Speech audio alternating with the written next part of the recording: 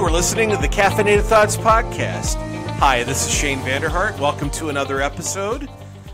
I just got off the phone with Congressman David Young. He is running for a third term in Iowa's 3rd Congressional District. He's a Republican.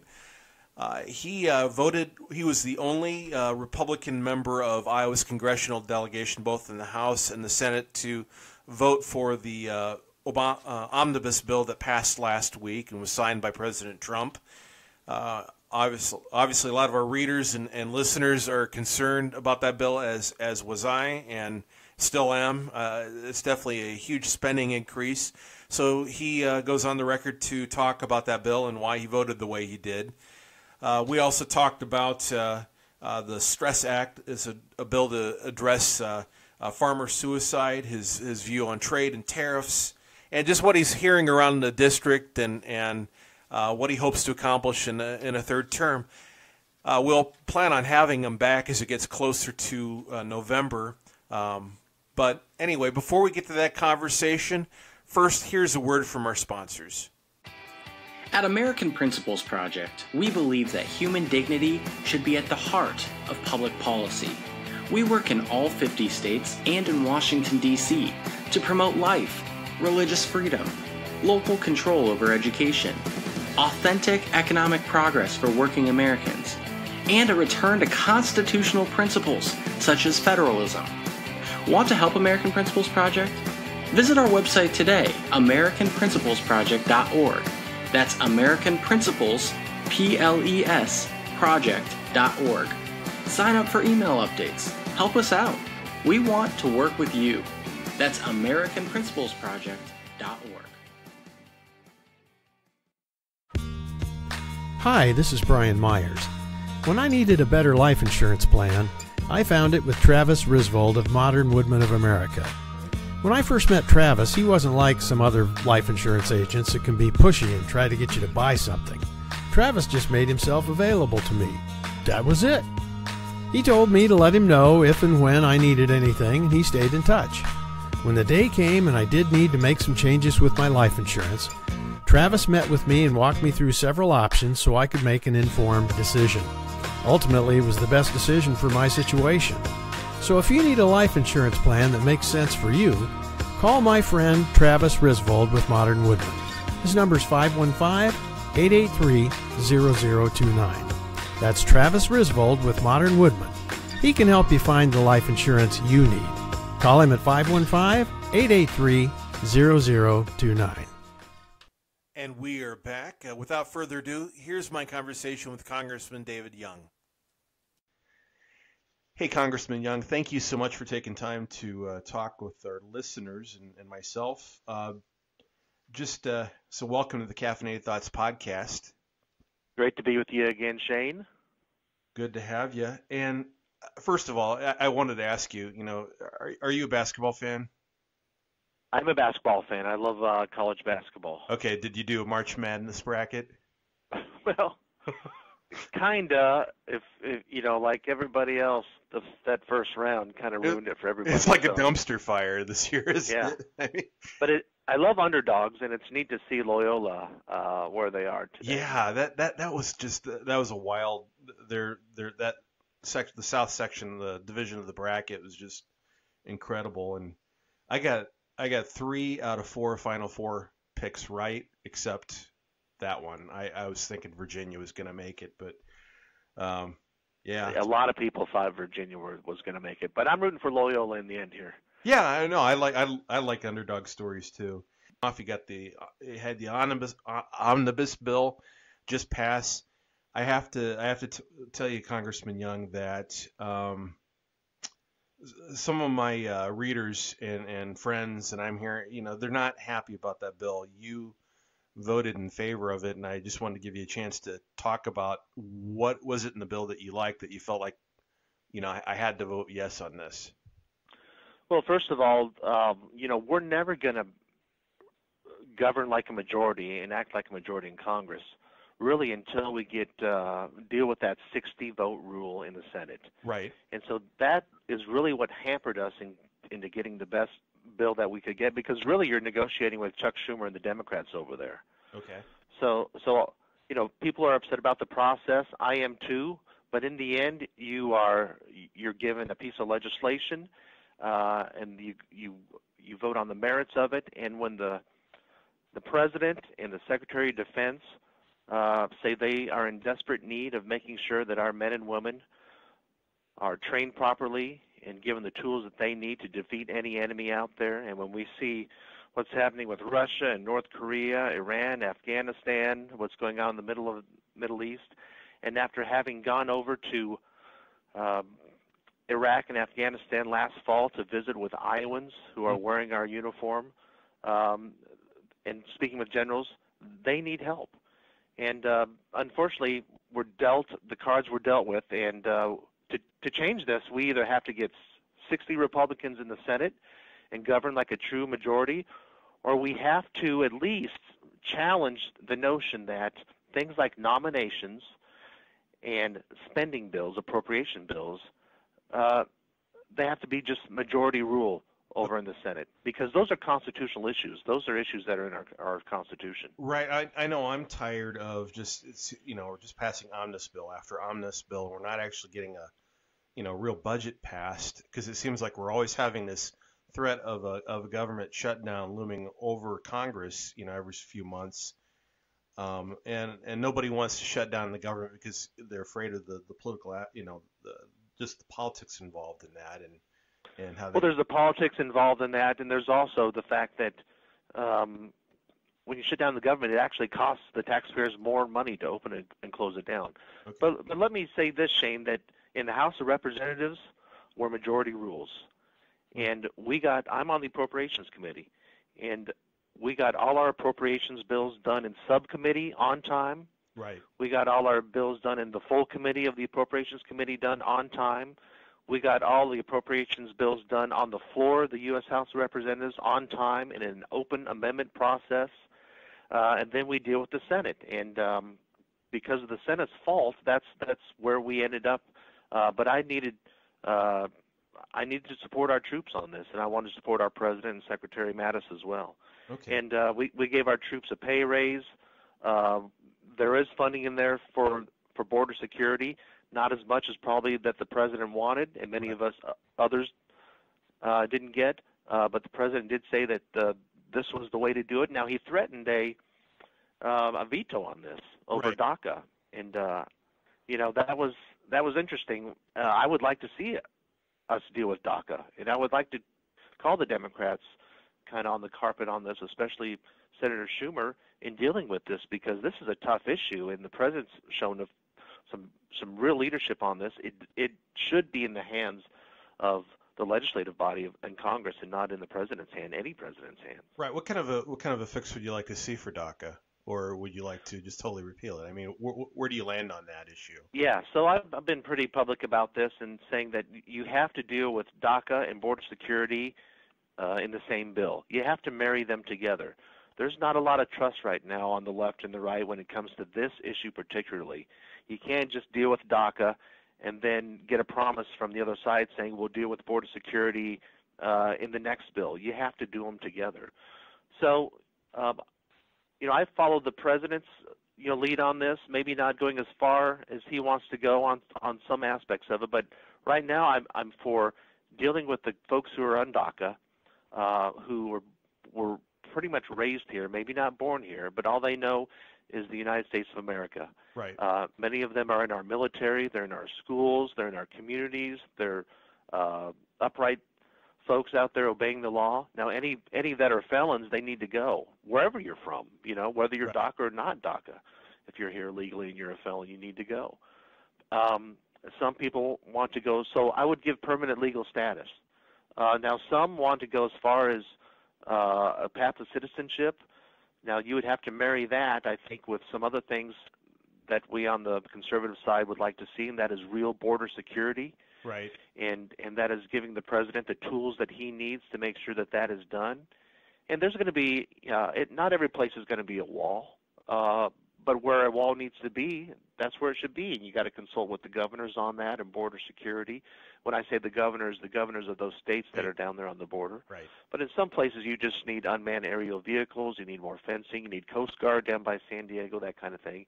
And then you also have to come to the table and deal with what they call chain migration, family unification, and really narrow that down to maybe just the nuclear family, Right. and get away from the visa lottery system as well, which just doesn't make sense to me. If you're a head of a company and you're hiring for a head accountant, you're not just going to pick a resume out of a pile because that resume may not have the skills on it that you need for that job. You want, I think, a merit-based system when it comes to anything like a visa lottery. Right.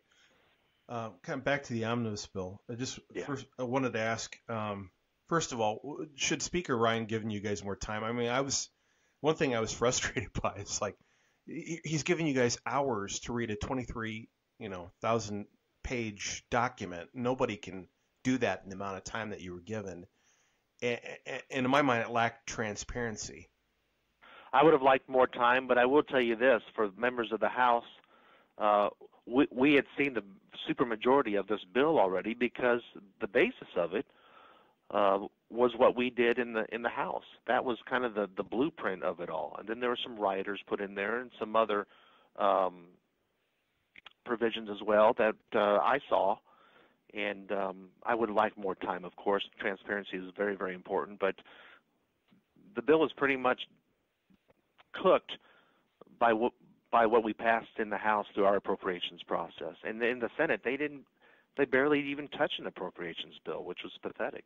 Yeah, so I'm curious, and I'm sure my listeners are going to be curious. We're seeing spending bills. These omnibus bills get passed, and we're seeing spending continue to increase. And of course, we're concerned about the national debt. And I'm wondering what could have happened with this bill that would have, gotten a no vote from you. Well, I think that if we would have lost any more votes on our side and it would have gone back to a conference committee or been renegotiated, it would have gotten worse. Okay. Because we would have to have gone left and negotiated with more Democrats. So right. I felt this was the best that we were going to get. Now I do want to make some points on the issues of abortion and sanctuary cities. Sure, go ahead. In the bill, we had the Hyde Amendment. You know what the Hyde Amendment is? Right. It's named after Henry Hyde, a former member from Illinois, which says that provision was in there. It says no taxpayer money can be used to fund abortions. Right. And that was in the bill. And that Hyde Amendment and language is something we always look for to make sure that we maintain in these bills. Now, there was a lot of folks talking about Planned Parenthood and saying we need to make sure that there's no funding in there for Planned Parenthood. There was no funding in there for Planned Parenthood. Planned Parenthood is not mentioned once in that bill. So in a way, we're kind of not our own worst enemies, but we got to change our mindset because we're not dealing with the Obama administration anymore. We're dealing with the Trump-Pence administration, which is one of the most pro-life administrations that I've ever seen, and I'm thankful for. And so if any money were to ever get to Planned Parenthood, it would be because the Trump-Pence administration would grant them funding through a grant program at the Department of Health and Human Services. That's not going to happen. Okay. The same thing with sanctuary cities. We couldn't.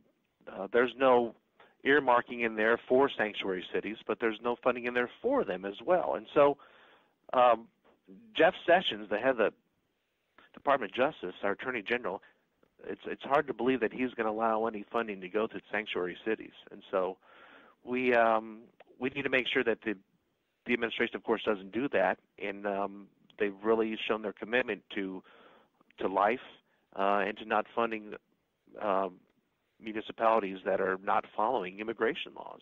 Okay. All right. I just moving on. You co-sponsored a bill, or I believe you're the co-sponsor of the Stress Act. Yes. Yes. Yeah. Tell us a little bit about that, because I'm sure this is an issue that, while I know a lot of Iowans are probably familiar with it, probably not necessarily those of us who aren't necessarily following agricultural issues and may not know about the farmer suicide rate that you guys are seeing right now.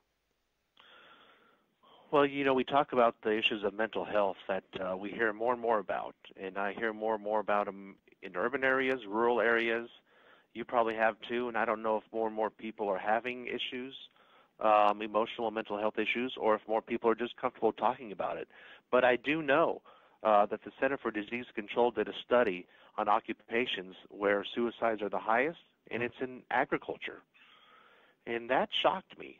But at the same time, I had to sit back and think about the stresses that happens in agriculture, where you're uncertain of market conditions every day. Mm-hmm. The price of commodities are so low, and at the same time, you're dependent on the weather.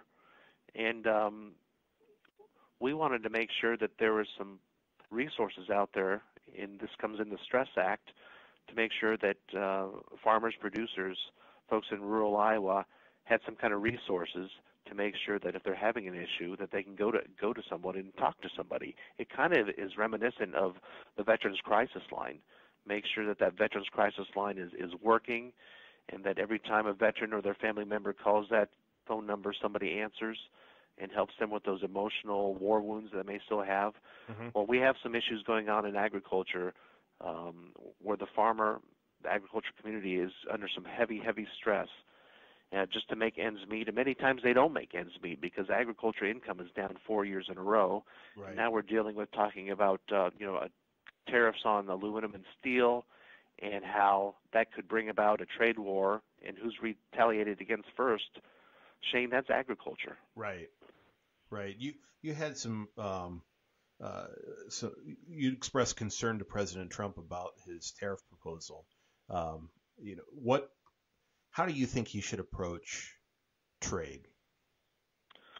Well, I want him to be engaged with other countries to bring about more trade agreements. And President Trump, he doesn't like multilateral agreements, which is NAFTA, mm-hmm. which was the Trans-Pacific Partnership, which President Obama had formulated. And the president said, "Well, I don't want to do Trans-Pacific Partnership. I like bilateral agreements." Well, then I would advocate that the president do that. Let's get those bilateral agreements going. Let's make sure they're free and that they're fair as well. When it comes to this latest move on tariffs on steel and aluminum, the president started out kind of with broad comments that it was going to go against every country out there, but he walked that back a bit, I think, mm-hmm. because of concerns that he heard from folks, maybe like myself or Senator Grassley or Senator Ernst or Congressman King, and even Congressman Blum and Loebsack as well. Our whole delegation said, wait, let's really think about this. And so he wants to target that to specific countries, and right now China is the one that we're looking at. I would have engaged China directly with just a new round of negotiations at the table over what our current agreements are. The World Trade Organization, global governance, is not something that I'm a real fan of, but the World Trade Organization is the venue that if you have a dispute, that's where you go. And more times than not, when we go to the World Trade Organization, we end up on the better side of that. So that was an option. But I hope that, President Trump, being the keen negotiator that he says he is, I hope this is a tactic that brings China to the table. Canada and Mexico are exempt from this, which I find interesting because about 32% of what we import in aluminum and steel comes from Canada and Mexico, mm-hmm. and only about 3% come from China. Right. Okay. You're running for your third term. It's hard to believe. Time flies.